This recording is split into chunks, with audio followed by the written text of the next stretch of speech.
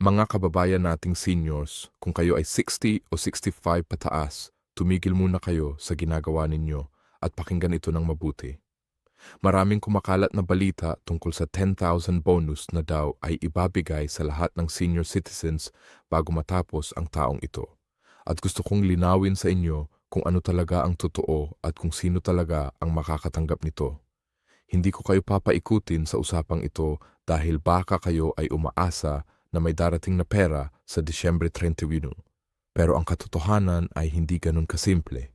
Ang 10,000 na yan ay hindi bonus na parang 13th month pay na ipapamahagi sa lahat ng senior citizens. Hindi ito year-and-end gift na parang Pasko na bigay ng gobyerno. Ang 10,000 na yan ay mula sa isang batas na tinatawag na Expanded Centenarians Act o Republic Act 1782 at ito ay para lamang sa mga seniors na umabot sa milestone ages na 80, 85, 90 at 95 taong gulang. Kaya kung kayo ay 60, 65, 70 o kahit 78 years old, wala kayong matatanggap na 10,000 na yan. Pero huwag kayong mawalan ng pag-asa dahil may iba pang benepisyo na baka hindi ninyo alam na pwede ninyong kunin. At yan ang ipapaalala ko sa inyo ngayong araw na ito. Ang daming seniors na nawiwili sa fake news at hindi nila alam kung saan talaga sila dapat mag-apply, kung paano mag-claim at kung ano ang mga requirements. Kaya makinig kayo ng mabuti dahil ito ang mga detalye na kailangan ninyong malaman para hindi kayo mapag-iwanan ng sistema. Kaya ulitin ko, para sa mga hindi nakaintindi, ang 10,000 na yan ay hindi para sa lahat ng seniors. Ito ay isang cash gift na ibinibigay ng gobyerno sa mga Pilipinong umabot na sa edad na 85, 90 at 95 taong gulang. Kapag umabot kayo sa 100 years old, mas malaki pa yan. 100,000 plus isang sulat mula mismo kay Presidente. Ang batas na ito ay nilagdaan ni President Marcos noong February 26, 2024 at opisyal na nag-take effect noong March 17, 2024. Ngayon, ang implementation nito ay nagsimula na ngayong 2025 at ang National Commission of Senior Citizens o NCSC ang namamahalan nito. Ang unang payout ceremony ay ginanap sa Malacanang Palace noong February 26, 2025, exactly 1 year after na nilagdaan ng batas. Sa ngayong taon, umaasa ang NCSC na makakabigay ng 2.9 billion sa mahigit 275,000 senior citizens sa buong bansa. Pero ang tanong na laging tinatanong sa akin ay ganito: paano ako mag-apply? Kailan ko makukuha yung pera? Ano ang mga kailangan kong requirements? Kaya dito ko na ipapaliwanag sa inyo ng detalyado. Una sa lahat, kailangan ninyong magparehistro sa NCSC at sa inyong Local Office of Senior Citizens Affairs o CHIOSG. Hindi pwedeng bigla na lang kayong pupunta sa DSWD o sa bangko at magsasabing, "Heto, 80 years old na ako, bigyan ninyo ako ng 10,000. Hindi ganyan ang sistema. Kailangan may application process, may requirements at may timeline na kailangan ninyong sundin. Ang sabi ng NCSC, dapat mag-register kayo at least 6 months before kayo umating ng milestone age na yan. Ibig sabihin, kung mag-80 years old kayo sa June 2025, dapat nag-register na kayo by December 2024 o January 2025. Kung naghintay kayo ng sobrang tagal at lampas na ang deadline, baka hindi na kayo makapag-claim o mas matagal pa ang processing time. Ang mga kailangan ninyong requirements ay ganito. Kailangan ninyo ng birth certificate, senior citizen ID o kahit anong valid government ID, 282 ID picture, full body picture na printed sa A4 bond paper, proof of life, na latest full body photo ninyo na may hawak na calendar ng latest month at endorsement letter. Mula sa city o municipal mayor kung saan kayo nakatira. Kapag kumpleto na yan, pwede na kayong mag-submit sa inyong local OSCAR o LSWDO at sila na ang mag-i-endorse ng application ninyo sa NCSC.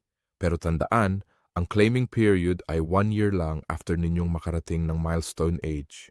Ibig sabihin kung nag-80 years old kayo ngayong January 2025 hanggang January 2026 lang kayo pwedeng mag-claim. Pagkalipas, hindi na iyan pwede. At isa pa, kung namatay kayo bago pa man dumating ang birthday ninyo, hindi na kayo qualified. Pero Kung namatay kayo after reaching the milestone age pero hindi pa kayo nakapag-apply, ang inyong kamag-anak ay pwede pa ring mag-claim sa ngalan ninyo. Ngayon, alam ko na maraming nagtanong sa akin paano naman kami na hindi pa 80 years old? Wala na ba kaming matatanggap? Siyempre may matatanggap kayo pero hindi ito yung 10,000 bonus na yan. Ang inyong benepisyo ay iba. Kung kayo ay indigent senior citizen, ibig sabihin ay walang regular income, walang pension mula sa SSS, GSIS, PVAO o private insurance at mahina na rin ang katawan. Kayo ay qualified sa Social Pension for Indigent Senior Citizens o ang tinatawag na SPISC. Ito ay monthly allowance na 1,000 per month at ito ay dinudoble na mula noong January 2024.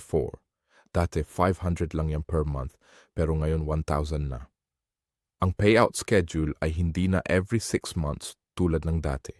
Ngayon pwede na kayong makatanggap monthly, bi-monthly o quarterly.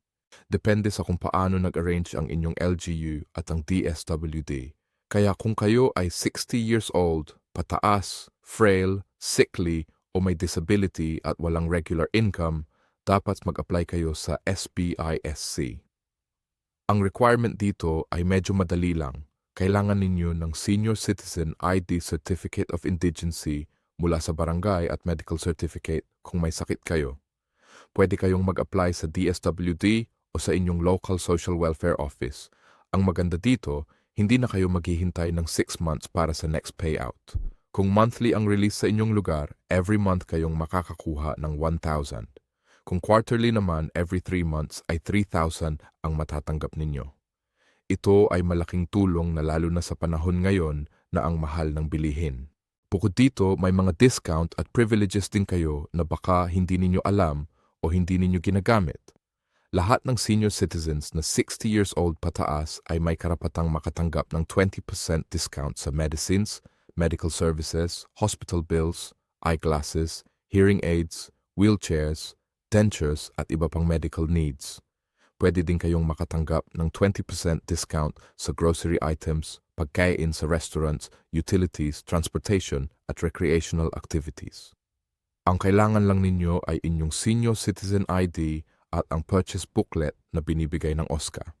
Pero tandaan, ang discount na ito ay hindi unlimited. May quota system ito. Ang 500 worth of medicine per week ay may 20% discount. Pero kung lumampas kayo doon, regular price na. Gan din sa grocery items.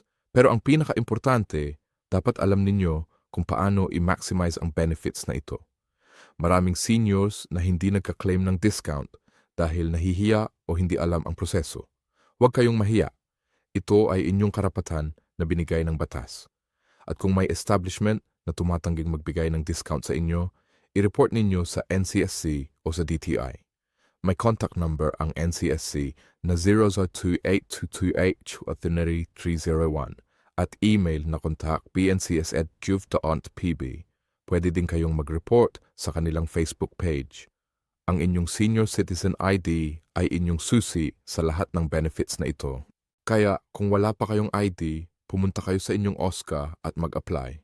Libre lang yan at mabilis lang din ang proseso kung kumpleto ang inyong requirements. Ngayon, marami akong naririnig na may mga bills na nakapending sa Congress tungkol sa Yearned End Bonus para sa indigent senior citizens. Isa dito ay ang House Bill 6693 o ang Paskong Maligaya para kay Lolo't Lola Bill na inifile ni Representative Patrick Michael Vargas noong December 2022. Ang bill na ito ay naglalayong magbigay ng additional year-end bonus na 1,000 para sa indigent senior citizens.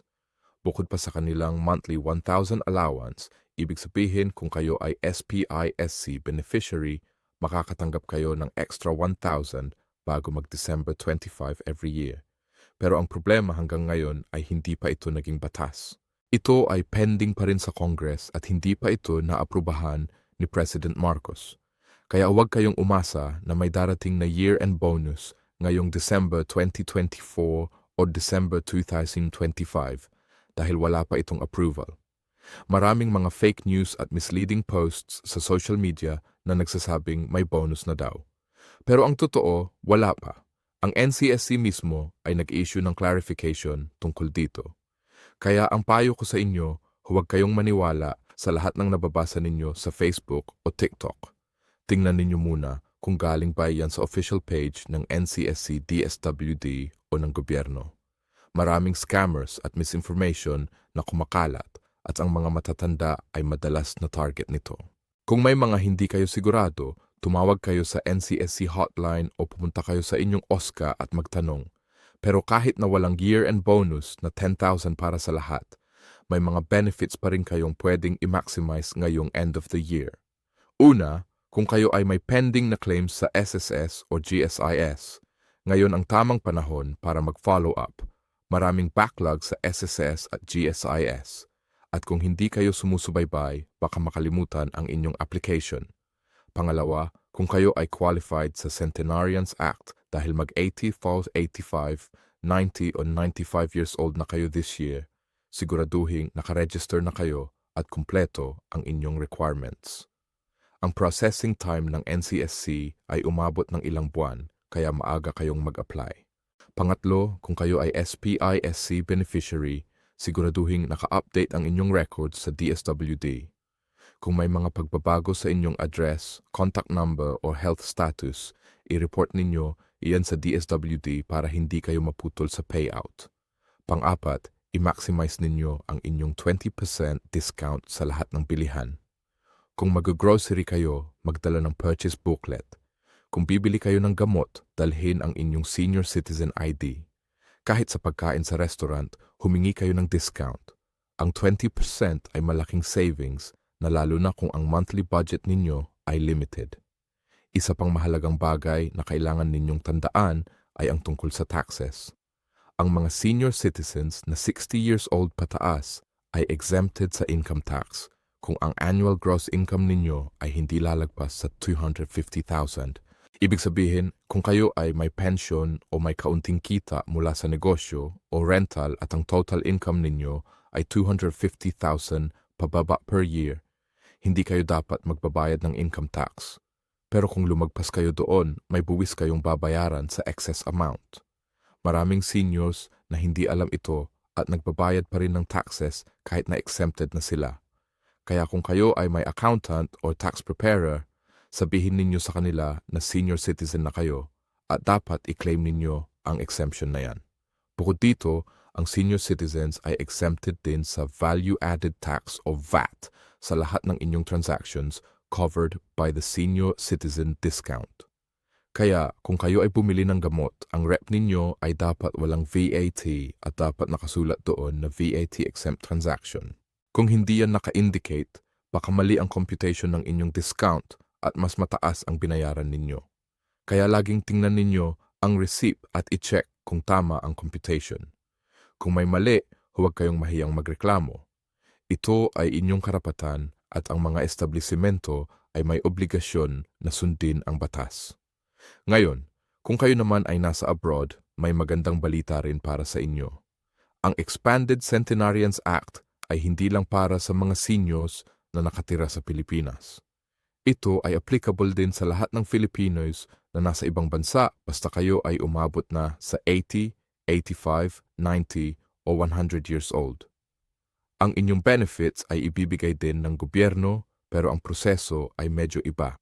Kailangan ninyong mag-apply through the Philippine Embassy, Philippine Consulate General, Department of Migrant Workers o Commission on Filipino Overseas. Ang mga requirements ay halos pareho lang din pero kailangan pa ninyo ng additional documents tulad ng Citizen Retention and Reacquisition Certificate, Identification Certificate at Certificate of Attestation mula sa Philippine Embassy or Consulate. Ang payout ay i-deposit sa inyong Philippine bank account kaya kailangan ninyong may active account pa rin dito sa Pilipinas. Ang maganda dito, kahit nasa abroad kayo, hindi kayo nakakalimutan ng gobyerno. Ang batas na ito ay naglalayong kilalanin ang inyong lifelong contribution sa bansa at ito ay pagpapakita ng pagmamahal ng gobyerno sa mga seniors saan man sila naroroon sa mundo. Kaya kung may kilala kayong kamag-anak o kaibigan na nasa abroad at qualified na sa Centenarians Act, i-refer ninyo sila sa Philippine Embassy o Consulate sa kanilang lugar. Pero ang pinaka-importante sa lahat, hindi lang ito tungkol sa pera. Ang benepisyo na ito ay pagkilala sa inyong kontribusyon sa bansa. Ang bawat senior citizen ay may kwentong dapat ipagmalaki, may pinagdaanang hirap at may ginawang sakripisyo para sa pamilya at para sa bayan. Ang 10,000 na yan o ang monthly 1,000 o ang 20% discount ay simpleng paraan lang ng gobyerno para sabihing salamat sa inyo, hindi kayo nakalimutan. Kaya ang payo ko sa inyo, huwag kayong mag-expect ng year and then end bonus na 10,000 kung kayo ay hindi pa naman umabot sa 80, 85, 90 o 95 years old. 5 years. Pero huwag din kayong mawala ng pag-asa dahil may iba pang benepisyo na pwede ninyong i-claim. Ang kailangan lang ninyo ay mag-inform, mag-research at mag-apply. Huwag kayong mahiya o matakot na pumunta sa Oscar DSWD o NCSC office. Ang mga empleyado doon ay nandoon para tumulong sa inyo. Kung hindi kayo marunong mag-online registration, humingi kayo ng tulong sa inyong mga apo, anak o sa mga volunteers sa community. Ang importante, alam ninyo ang inyong karapatan at ginagamit ninyo ito ng maayos. Sa pagwawakas, gusto kong sabihin sa inyo na ang pagiging senior citizen ay hindi dahilan para sumuko sa buhay o mawala ng pag-asa. Kayo ay may karapatang mabuhay ng maayos, may dignidad at may suportang mula sa gobyerno at sa inyong pamilya. Ang mga benepisyo na ito ay hindi charity. Ito ay karapatan ninyo dahil sa mga taon na nagtrabaho kayo, nagbayad ng buwis at nagambag sa pag-unlad ng bansang ito. Kaya gamitin ninyo ang inyong karapatan, i-claim ninyo ang inyong benepisyo at huwag kayong magpahuli. Kung may tanong kayo, tumawag sa NCSC sa 0282811301 o mag-email sa contact@seat.gov.ph. Bisitahin ninyo rin ang website nila sa babot.ncsc.gov.phph para sa latest updates at announcements. At huwag kayong maniwala sa mga fake news. Kung may nagsasabi sa inyo na may bonus daw na ibibigay bago matapos ang taon, tanungin ninyo kung saan galing ang balita at kung may official announcement ba mula sa gobyerno. Tandaan, ang inyong kapakanan ay mahalaga at ang inyong pera ay dapat mapunta sa inyong bulsa, hindi sa bulsa ng mga scammers. Maraming salamat sa inyong pakikinig at sana ay nakatulong ang impormasyon na ito sa inyo. Mag-ingat palagi at ipagpatuloy ninyo ang pagiging matatag at malakas. Kayo ay tunay na bayani ng ating bansa at karapat-dapat kayong pagmamalaki. Usain.